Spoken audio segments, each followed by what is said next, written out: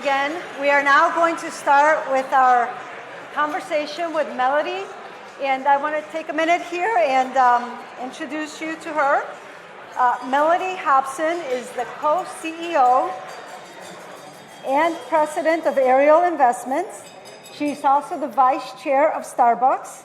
She's the director of JP Morgan Chase. She's also the director of Lucas Museum of Narrative Arts. Mellody serves on the board of After School Matters. In 2015, Time named her as one of the 100 most influential people in the world. And this past December, Crain's Chicago Business named Mellody the third most powerful Chicagoan. So I'm very glad and honored to have her here with us this evening.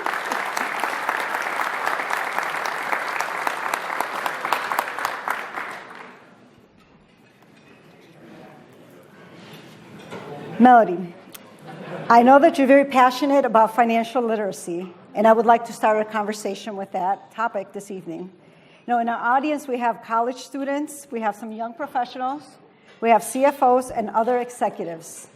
You bring a unique perspective to the financial literacy area, and you have said that the lack of financial literacy contributed to the financial crisis we had about a decade ago. Unpack that for us. Well, first of all, before I start, I have to say those were some of the most impressive students I have ever seen. And I was really so grateful to be able to see them and be inspired by them. And I can only imagine what this opportunity means to them. And I look at them and think about how they're starting off with their lives as they go into the world eventually, and just feel tremendous hope for our society when you see that. So congratulations. It was really inspiring to see you. When you talk about financial literacy, and I also should say I'm really grateful to be here, so thank you so much for having me. This is what I say to people, that it amazes me that in high school in America today, you can take wood shop or auto and not a class on investing. Which always leads me to ask audiences a very simple question. Who whittles in their spare time?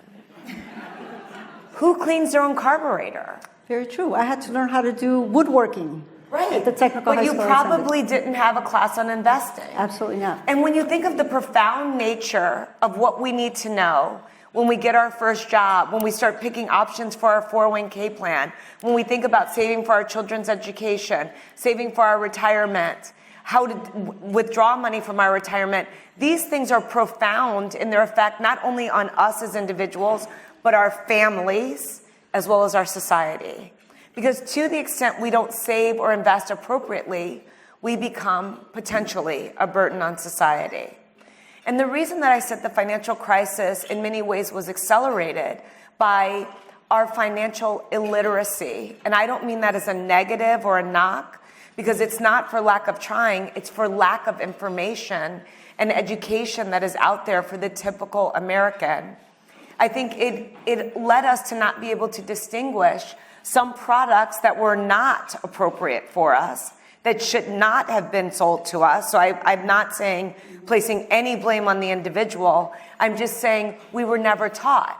And this is the equivalent of giving keys to a teenager to a Corvette and a quart of Jack Daniels and telling them to have a good time. Like, it does not make any sense.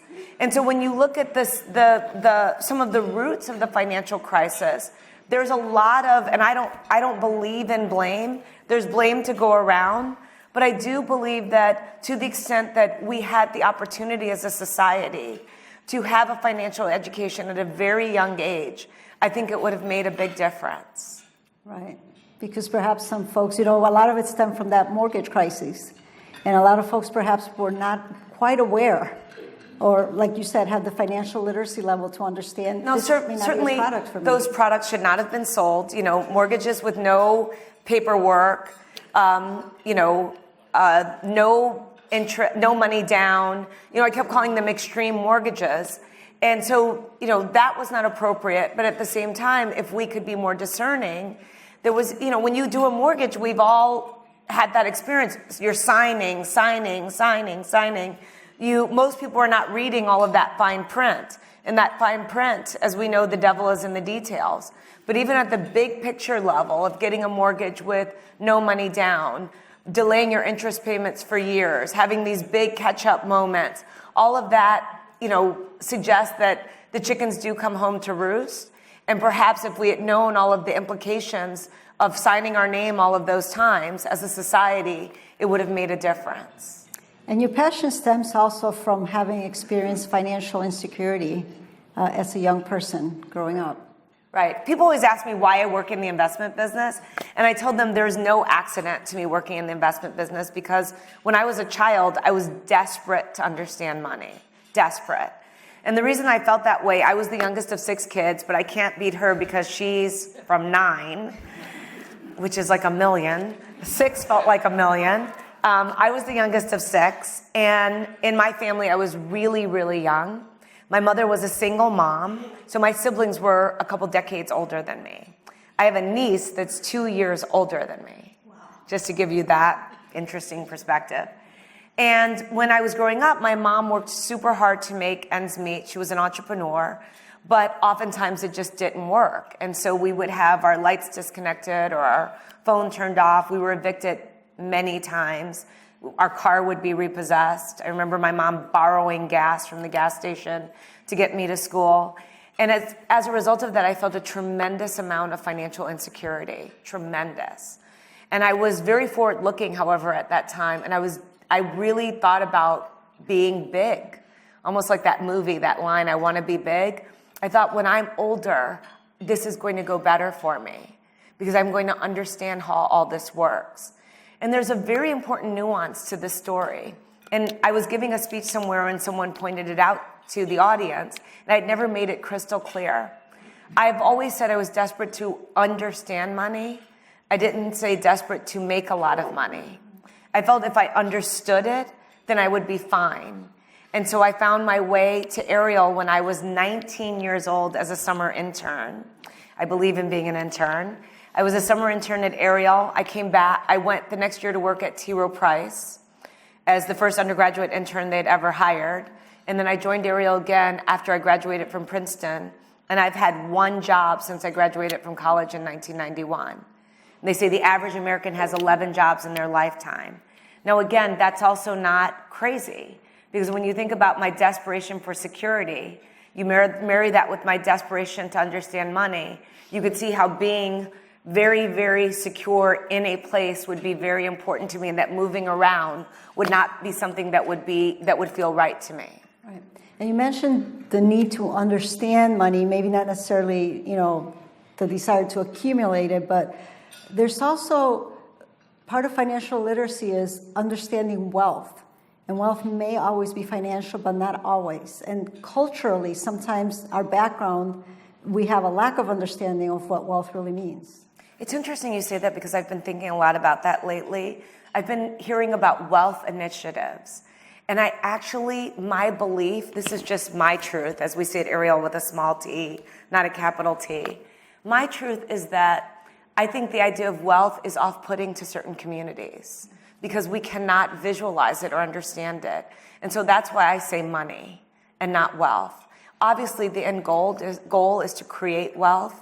And certainly in certain communities, Black and Hispanic communities, we have negative wealth in many ways versus our white counterparts doing similar roles. But I'm really always very careful about nomenclature. I think the language is in its own way creates a gap between us and the people that we're trying to help. And we're an industry full of this nomenclature that is off-putting. From everything like 401k plan, which is named after the tax code. I mean, what? We couldn't come up with a better name for 401k, 403b, and 457 plans, to IRAs, to SEP IRAs. I mean, I could keep going and going and going.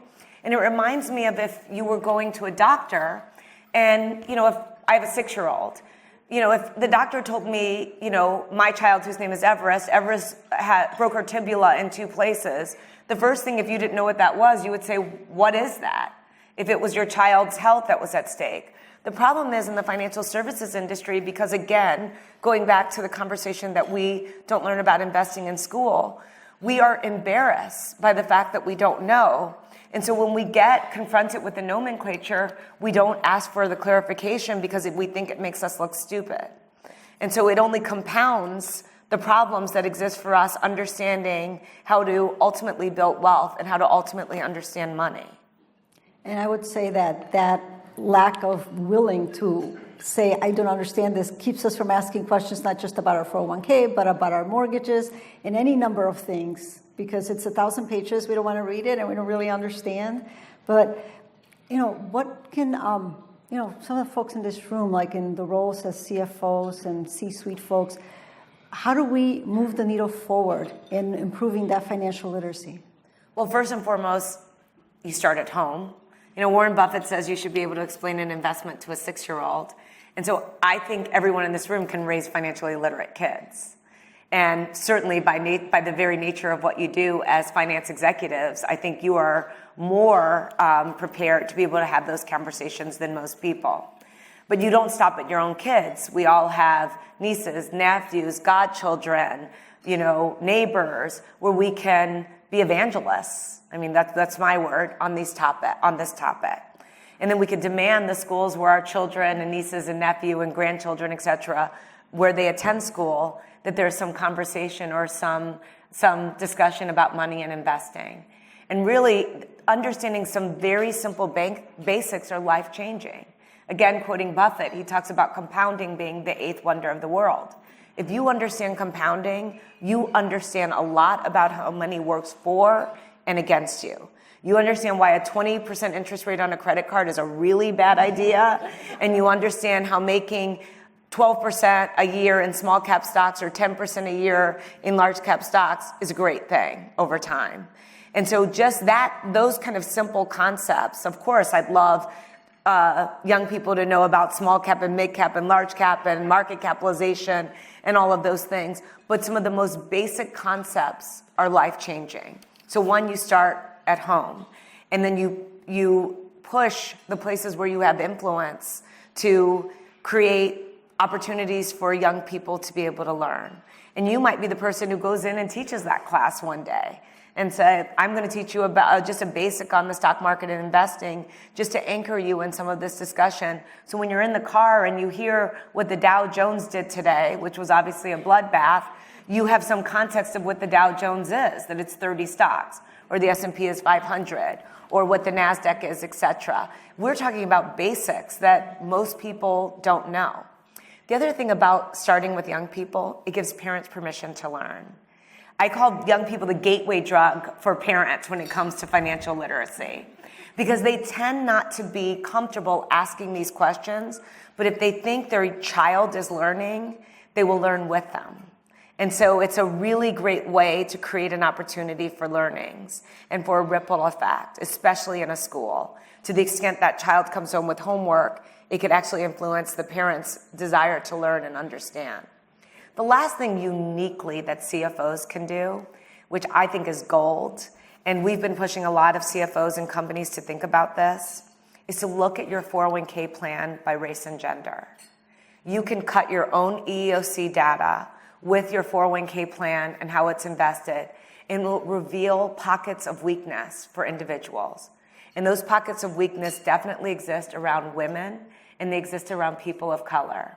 So we've done tremendous amount of research on this, and we know that an African American, a white American who make the exact same amount of money, the African American is more likely to have a lower participation rate in the 401k plan, to have a lower account balance, to have less exposure to equities, and to ultimately be more likely to take a loan or early withdrawal. We have the data across all income levels. We know what it looks like for Hispanics, and we know what it looks like by gender. And the reason that would make a difference is if you could see those differences, you could address them by marketing or speaking directly to some of those individuals who are being left out. And the reason that I say it's also so important is because to the extent, again, you've saved or invested appropriately, or the person in the office next to you or the person in the cube across from you have all done the right thing, You've done the right thing, but the person in the office next to you or the person in the cube down the way hasn't. They become a burden on society, and ultimately it's your tax problem. Your taxes will be increased as a result of that. So it's in all of our best interest for all of us to participate in the capitalist system that we have today. And that heretofore, unfortunately, has not been the case. I'm a believer in capitalism. I'm a capitalist through and through, but I think it does need to be more inclusive. And there are pockets of where these disconnects exist that are not truly clear to everyone that need to be addressed.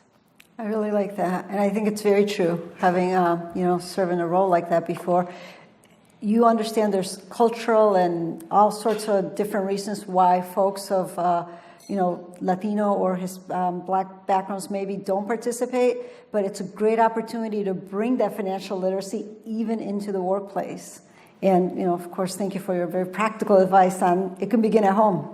Right? We can all learn together at home. But that brings me to the next topic of diversity and inclusion, which I know you're very passionate about. And, you have said that a company who believes they're a 21st century organization, but they're not a diverse organization, they're committing corporate suicide.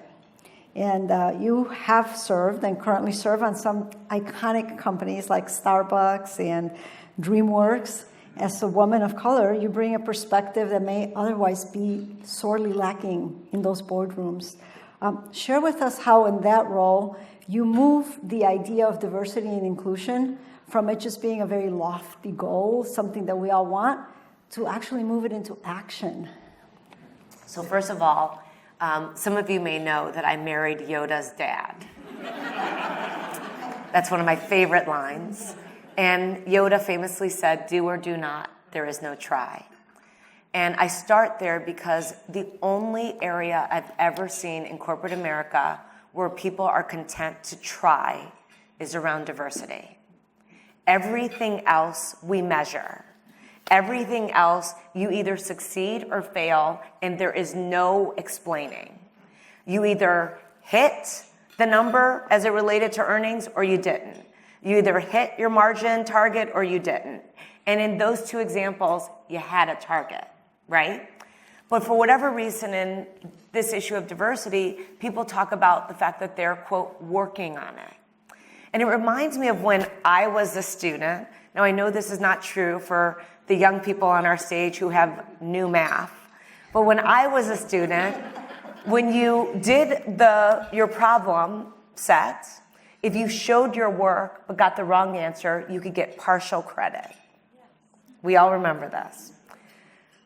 You don't get partial credit in corporate America for anything else, but people want partial credit on a diversity effort as opposed to results. Then when you talk about what's the goal, they say, I don't want quotas. So a target becomes a quota.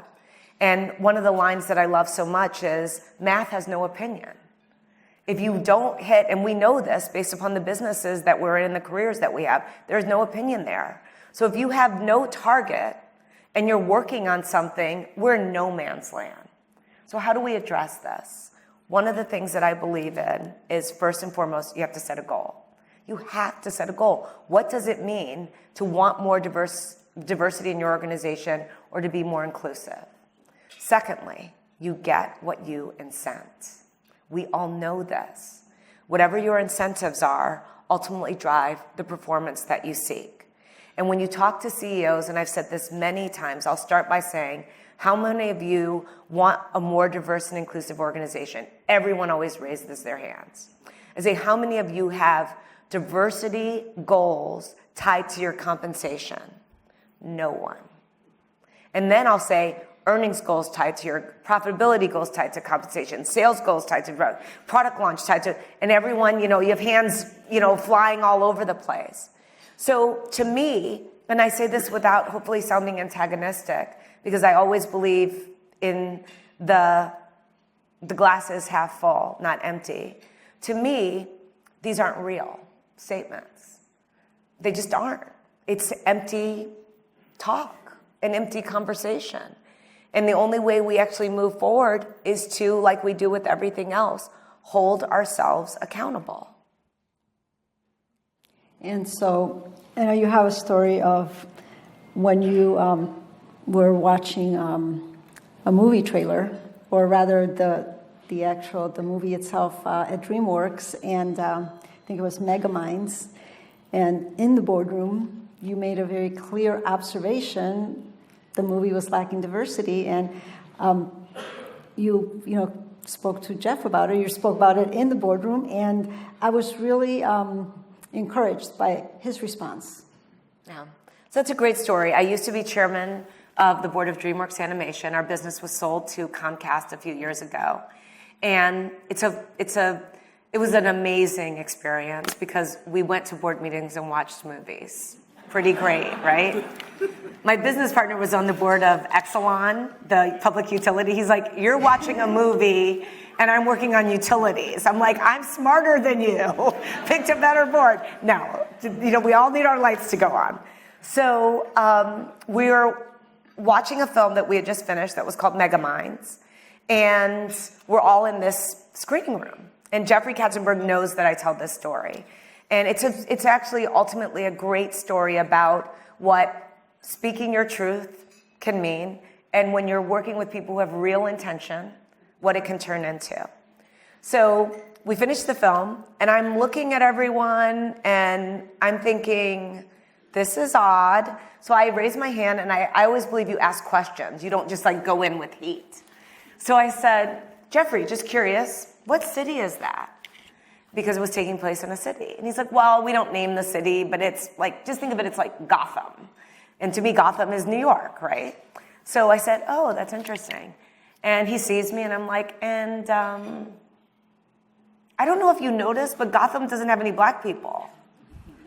And he says, or Hispanic. I said, everyone in the movie is white except for the alien who's blue. And I said, I saw there's one crowd scene where this black baby gets kissed, but there aren't even black parents that go with the black baby. So I said, I honestly just don't understand. So we leave the meeting, and a couple people chimed in. We leave the meeting. I come back to Chicago from Los Angeles. I land in Los Angeles, and I get this phone call from Jeffrey, and he says, I need you to come back to LA. So I'm like, oh, I'm in trouble. So I go back to Los Angeles, literally for lunch. A couple of days later, do a turnaround. I get to this restaurant, and Jeffrey looks at me, and he says, you really embarrassed me in that meeting. And I'm ready. My fists are starting to clench. And he says, and it won't ever happen again. We didn't see it. We didn't see it. And he's like, I'm mortified. And until you pointed it out, we didn't see it. And after that, we had a lineup of movies that were coming out.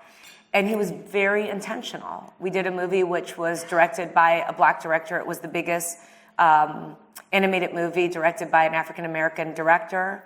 We did a movie where our protagonist was Rihanna, who in the film was half black and half Mexican. Her mother was J-Lo. And we got all these letters from mothers saying, my child has never seen anyone that looks like her. Her hair is just like my child. Her skin color is just like my child. And Jeffrey called me and he's like, Mellody, it's literally the character we've gotten the most letters on ever. And I said, it's interesting because I said, first and foremost, African Americans and Hispanics, we over-index in movie going. So this is just in our own best interest at the very least. But then secondly, think of the joy you've provided to all these young people who can see themselves on the screen. And if we really do believe in diversity, it should be in everything that we do. Everything. So then they would start, I have to tell one last part of the story. I'm sorry to be so long-winded on this one. We would have board meetings. I'd become chair. Roger Enrico was chair before me, who was the former chairman of Pepsi. And I become chair, and we would have executives come in to present. And so Jeffrey, we had the head of HR in a meeting one day, and she's talking about some new hires. And Jeffrey, you can just see him. He's moving all around, and he's super agitated. And he's like, has Mellody met them? Has Mellody met them? And so she's like, no, she hasn't. He's like, I really want her to meet them. I really want her to meet them. And of course, I get this smile turns up into my face. We're in the boardroom. I'm like, they're black, aren't they? Or Hispanic. And he's like, both. So it was really great. He became proud of the diversity as it started to happen inside of the company. Yeah, and so how do you tackle this challenge that sometimes we hear, okay, we're trying, but these are the best qualified candidates. We just didn't have anyone who really could do the job that kind of fit some of that. How have you led the charge in addressing that? So this is what I say. This is a really great quote, again, from my wise husband. I had an executive that worked with me. She was fantastic. She has since returned to our firm, but she left. She had this dream of being a CFO, like you all. And she left the firm, and I was crushed. But I didn't, I'm not a dream killer. And I thought, she should go and pursue her dream. And when she told me she was leaving, I was like, yeah, that's great. And my heart inside is broken. But I said to her, if we're always here, if you ever want to come back, we love and think you're fantastic. So I go home that evening. Of course, everything bad happens on a Friday, right? I go home that evening, and I'm abject misery. I'm like, she left. She was so great, this, that, and the other. My husband looked at me, and he said, Mellody, there are 300 million Americans. There's another one. And it just landed, again, just so clearly. And so whenever I hear this, we can't find the talent, etc., I always point to that first quote, there are 300 million Americans. There is someone in this country, if you're confined by these borders, who can do that job. I promise you. But then the second thing is, I also think about the fact that John Skipper, when he was running ESPN, established diversity initiatives for their company. And he said that it was always the senior executives that were most threatened. They'd want the pipeline. Because if they got the pipeline, it wouldn't threaten their own existence. So he said the senior executives would come into his office, and I talk about this in my TED Talk, and he said they would say, do you want us to hire the most qualified person or the minority? And he would always say, yes. He says, that is not a binary outcome, and I will not allow you to make these decisions into one. And so when you overlay my husband's point that there are 300 million Americans, there is someone to do that job, with John Skipper's point that don't have this false narrative that I have to choose between excellence and diversity, because I can get both. I think it really forces us to reconcile ourselves with statements that are made probably too often. Right. And maybe even taking it to, from a corporate perspective, you need to address diversity and inclusion. But also in your TED Talk, you spoke about color brave versus color blind, which is kind of what we're teaching our children and even what we think we're teaching ourselves. Share that with us. So I had this idea. I was asked to do a TED Talk. The first thing I will tell you is they're really hard. So if you get asked, think about it. You have to memorize 16 to 18 minutes. You have nothing in front of you. Not a card, not a note, there is no monitor, there's nothing. And you walk out on the stage and they say things like, before you go out, they're like, if you forget, just start over.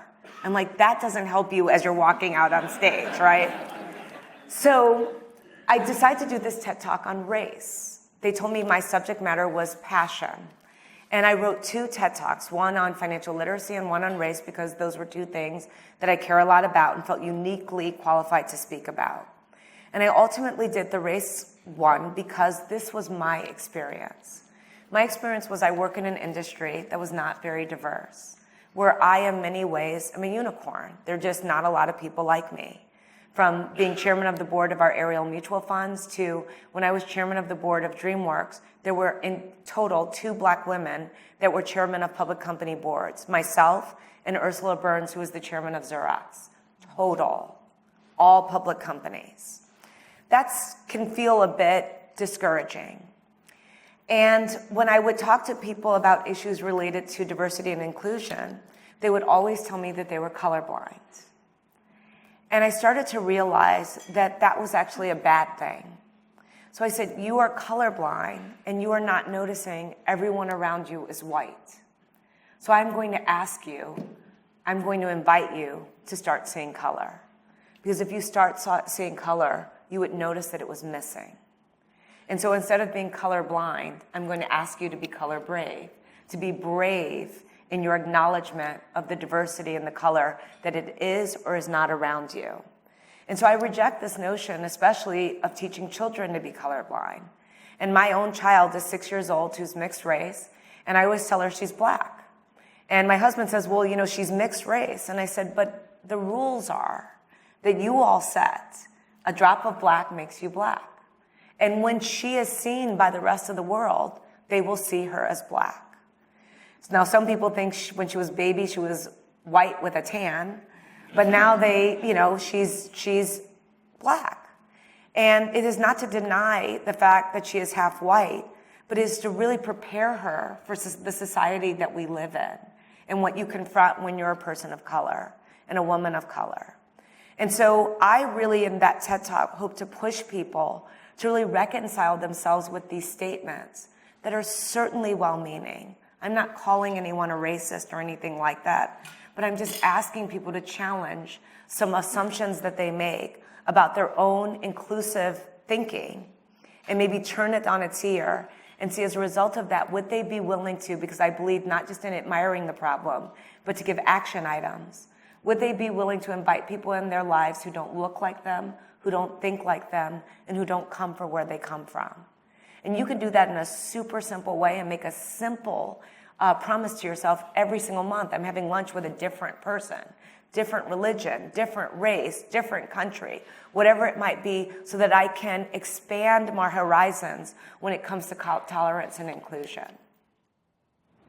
I also think then that gives us permission to be our whole self, right? When we come to work or otherwise, let's not all pretend that we're all the same. We do have different backgrounds, we've had different experiences, and our race or our ethnicity is part of what we bring to the work experience. It's so interesting you say that, because I have a nuanced thought now that has only just come to me in the last couple months, which is people of color, we identify as who we are. We think of ourselves, you're Mexican, I'm black. We're not embarrassed by that. We own that, just like we own our gender. And it made me start to think about our modern conversation that is really changing everything around gender fluidity. And so now people at the bottom of their emails, they'll say prefers pronoun, he, him, she, her, they, it. And it's interesting to me that we don't challenge the fact that they get to pick their pronoun. So we don't ask them to force them into one or the other. The world is starting to accommodate this new way of thinking, which I think is totally appropriate, especially if it's important to the individual. But for whatever reason in race, we want to pretend it doesn't exist. So we'll talk about someone across the room and say the woman over there, and I'm okay if you say the black woman or the Mexican woman. I don't think there's anything wrong with that. But we think by taking away that descriptor, it's somehow better. So it's just something to think about, just a new idea. Let's talk a little bit about, because we do have some young people in our audience today, our college students and young professionals, and this idea about having mentors and advocating for yourself. It's very common nowadays to hear that. You have to advocate for yourself. And you also have quite a unique approach to that. So first of all, people always ask me who my mentors are. I have a tremendous number of mentors. John Rogers, who started Ariel Investments, has just been probably one of the most important people in my life, other than my mother and my husband, in terms of shaping me and some of my ideas that I have around how I wanted to lead my life, how I wanted to be in business, how I wanted to be as a philanthropist, as a person, etc. He had a very strong role. And there were lots and lots and lots of other people who took an interest in me that I will forever be grateful, from teachers when I was in second grade to people who have helped me when I'm 50 years old today, that are lifelines to me. But the interesting thing that when I'm really pushed on mentors, I always tell people I was mentored by Martin Luther King and Gandhi and Mandela and Mother Teresa, because I read everything that I could about them. And people always assume a mentor has to be alive. And I always say some of the best mentoring you can possibly get is in a book. And you can read a lot of books on King. You know, I read all of the King Years books by Taylor Branch. You can read a lot of books on Mandela. I read his letters from jail that he wrote. You can read in a way that can decisively shape who you want to be as a person. And I think sometimes when people talk to me about being their mentor or mentorship, they miss that very important piece. The other thing that I would say is in terms of advocating, I actually don't see it that way, of advocating for myself. I had the gift that was given to me when I first started working at Ariel. On the very first day, John Rogers took me to lunch at TGI Fridays, and he said, you are going to be in rooms with people who make a lot of money and have very, very big titles, but it doesn't mean they have better ideas. I want to hear yours. That was an empowering gift. That was the definition of inclusion. I am including you in this conversation. I want to hear your ideas. And it made a huge, huge difference in my life. So I was not afraid to speak my small t truth. That doesn't mean that I'm always right, but at least I had a perspective that I was willing to offer. So what I advocated for was not myself, but for my ideas. I think there is a difference. And I think that in advocating for ideas that are in the best interest of an organization and not about how do I get ahead, you actually end up in a better place. I think people see through selfish motivation as opposed to team play. And I also think when I think about advocating, I didn't advocate by saying, look at me, I did this, I did that, I want credit. I wanted to do unbelievably great work, and I still do. And every day I wake up thinking, how can we be better? And it's down to like commas in sentences is how crazy I get. I want to be excellent. And by being excellent, I thought that was the best way that I could advocate for myself. So, you know, when you're thinking of, you have a very impressive career, and share with us a little bit about, you maybe resiliency, which is definitely needed, especially, you know, I'm sure some of the challenges you encountered, and how do you see failure, and how does that add to your growth? So here's the Churchill quote that I've been thinking a lot about lately. Some of you may have heard it, and it's really in my brain right now, which is, success is not final, failure is not fatal. It's the courage to continue that counts. I think about that all the time. There's no ceiling to what I can do, and if I fail, I will not die. My husband used to say that to me. He's like, listen, the one thing about life is you can do a horrible job at something, and the truth is life goes on. You're going to get up tomorrow. You're going to wake up. You're going to put your clothes on. You're going to shuffle off and do what you do.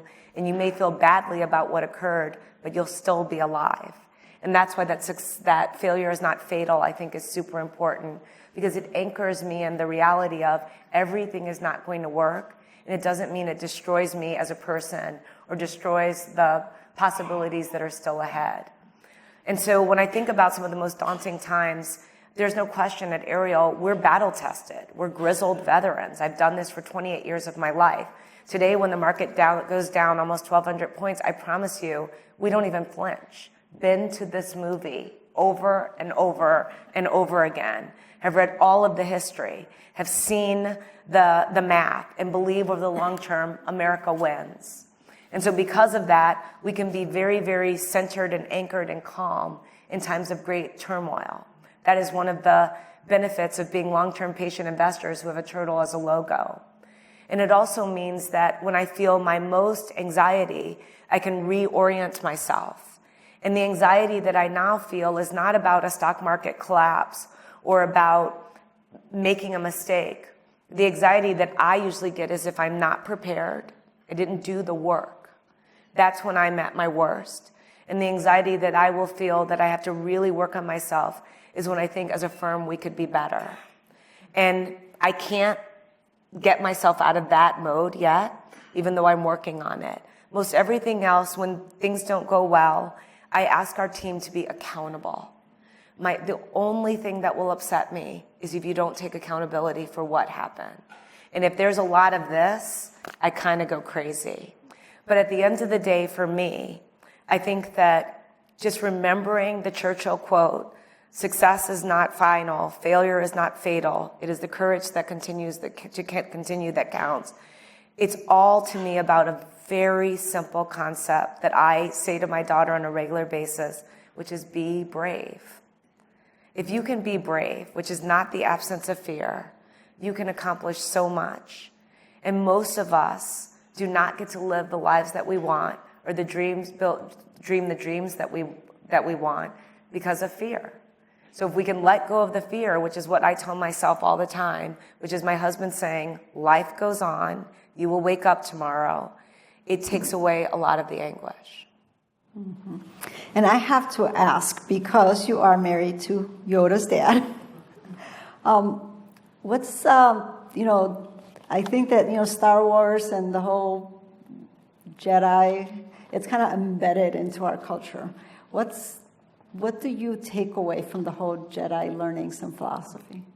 There are so many things, but I will give you one that there are so many. But one that he said to me once, I was struggling with something, and he said, Mellody, Jedi don't hold on. And that really changed my thinking. He's like, they have no attachments on purpose. And it's that old saying that, it's the anger leads to hate and the hate leads to suffering, but it starts with fear. So he says fear leads to anger, anger leads to hate, hate leads to suffering, which takes me back to being brave. And when he said Jedi don't hold on, I just started to think of not overly holding on to anything. At Ariel, we talk about, because we invest and we make mistakes and we have to change our minds, we're value investors, and we say it's important to hold your ideas lightly, not dearly. When you overly hold an idea too dear, you dig in, as opposed to giving yourself the flexibility to change your mind. And so that Jedi not holding on really did give me a really good perspective about holding everything lightly, from my love of my 6-year-old who will one day leave me and go on out into the world, to how I think about what we do at Ariel every single day, my desire for excellence. Just hold it a little less dear and don't hang on to anything. Sting has that saying in one of his songs, if you love someone, you set them free. So on a constant basis, I always think of myself in some ways as trying to set my mind free from some of my own attachments that ultimately might be holding me back. But they really come back to that statement that George said to me on a really bad day. So we're going to take questions from the audience in just a second, but, as an optimist and as a parent, and, we've tackled a couple of tough subjects here today, but what would you like to see happen in the 21st century? This is my dream. I have a couple. So I'll start with the one around financial literacy. I have a dream, and I'm obviously stealing the concept from Martin Luther King. I have a dream that all of these Black and brown families will be walking on the beach in their retirement, so comfortable and successful and happy, because heretofore that has not been our story. In many situations, the Black community, Hispanic community, we work until we die. And so my dream is to see my efforts lead to a truly what we would think of as golden years for my community. So that's one dream. My other dream is that my child who, and I say this with true understanding of all the gifts that she is being given, everything from an unbelievably great education to a worldview to she speaks Chinese. I mean, I could go on and on to all the things that create an unbelievable life for her and an opportunity for her. I know she will be fine. But what is bothering me is the other kids won't. And those Black and brown kids, especially the brown kids at the border, I can barely stand the concept that we as Americans are allowing something like that to happen. For children to be separated from their families, for kids not to be able to go to school in a safe place, to grow up in environments that are riddled with guns and gangs. That is not okay. And so the fact that Everest is going to be okay gives me no comfort, because all of this is going down on our watch. Thank you. Thank you. I think we all share a lot of that outreach and also a lot of that hope. But we're going to give some of our audience members an opportunity to ask you some questions. It goes back to the beginning. How do we get the public schools to start teaching finance to kids? Checkbooks, savings accounts, how to go shopping. None of that reality is being taught to the kids, and they get into high school, they have no clue. You know, mom, dad give them a debit card, and that's everything. So how do we teach these kids? How do we get that back in the curriculum? So first of all, just so you know, I actually want to be a bit more aggressive than that. So I don't want to do checkbooks and how to read a utility statement. I want them to understand what the Dow, the NASDAQ, and the S&P are. I want them to understand the basics of compounding. And I want them to understand money and investing, which is much more, to me, important and profound for the rest of their lives. So we are not admiring the problem at Ariel. We've started a school, and our school has a saving and investment curriculum. And our goal is to make our school is 99% African American, Black kids, financially literate. We give every first grade class $20,000 real dollars to invest, and the money follows them through their grade school career, with the students taking over increasing responsibilities for managing it. By sixth grade, they start managing half the account. Seventh grade, they take more. Eighth grade, they manage the whole amount. And then when they graduate, they give $20,000 back to the incoming first grade class to make the program self-perpetuating. And so our students know the difference between a service and a product. They understand what opportunity cost is. They understand small, mid, and large cap stocks. They understand the difference between stocks and bonds. We believe that they can know more than how to write a check or how to balance a checking account. And we think that part of the thing that happens in our society, and I've learned this firsthand from having a child, is that we underestimate kids. And if we would actually just not underestimate them, we would be amazed by how much that they can learn. So we have created a curriculum, and we're willing to give our curriculum to any school that wants it. We have it both paper-based and digital, and so it's there to hopefully create the opportunity for more schools to do this with or without the match, the actual money. Hi, how are you? So I wanted to ask you, as Latinos, we're obviously not taught to invest, and we have this fear of investing. And I'm at the point in my life now where my parents are asking me, hey, I've saved up this money, I don't really know what to do about it, but I don't want to, get into buying a house. And I'm like, well, let me see what I can do to figure it out. And I've been listening to you for a while, so I know that you advocate for investing. What steps can I take in order to help them? Well, first of all, one of the interesting parts of the data that we have, where the research that we've done, is the Latinx community is doing better than the African American community, which completely shocked me. And not because I in any way suggested that it wouldn't be as good, but I thought the language barrier would create some differences, especially in 401k plan participation, which is not translated. That has not been the case. So their equity ownership, your community's equity ownership, is slightly higher than mine. And I thought that was just fascinating. But what I would say is I think there's a benefit to, if you are not one of those do-it-yourselfers, to finding a financial advisor who can help you think through these things. And I think finding a financial advisor, think about it the same way you might look for a pediatrician for your kids. You don't Google it or go to the yellow pages, if they still exist. You ask for references and you ask people. And there you can sit down and outline your financial goals and ultimately, hopefully, make long-term investment decisions. And that's part of the problem that people get into, that their investment decisions get adjusted by market forces, like people selling into the downdraft of the last few days. It's the worst thing you could possibly do. And so in many cases, a financial professional might help keep your parents on track. As a way to kind of close the gap, you said like financial literacy for the group or the generation that weren't taught it. Do you think it's prudent for corporations to start investing in financial literacy programs to get better engaged and potentially lower the financial stress of their employees, the worrying about money versus just, well, I'll give you more money, you have more money, you'll be fine. It's just a way to kind of educate them. Is that an investment corporate America should be making now? Well, one, I think some of that already exists inside of 401k plan providers.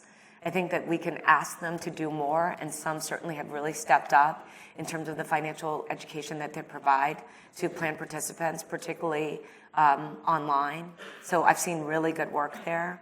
The other thing is I'm now seeing more fintech companies go at this issue as a service to employers, and it's an added benefit, just like healthcare or maybe a part of your healthcare plan where they're helping them with some financial decisions. Last, don't discount what the banks are doing. The banks are doing a lot to encourage people to invest. And one of the things I really love across the board that I'm seeing in lots of financial organizations is they're lowering the minimums. And even just now on your bank account digitally, you can swipe and move money into an ETF or save the change. All of those kind of things really do foster a saving and investing mentality. So I don't think it's necessarily the corporation has to take this all on, but I think they can partner with some organizations that have already done great work. Well, thank you very much. We really appreciate everybody's participation here.